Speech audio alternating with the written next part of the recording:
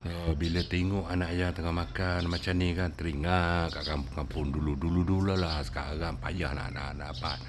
Tapi ni ya ni kau tengok ni pokok cili ada, pokok terung ada, pokok sayur.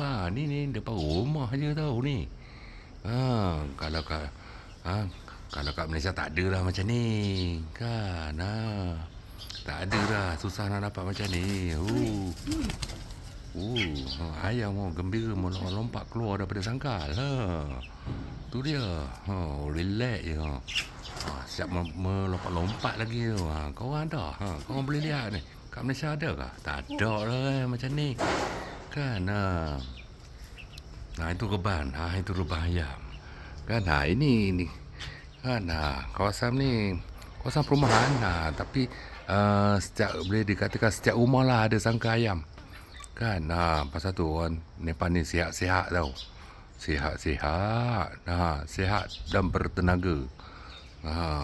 Pasal tu dia orang pikul barang selamba je 50 kg selamba je. Kan. Kau tengok makanan dia orang ni.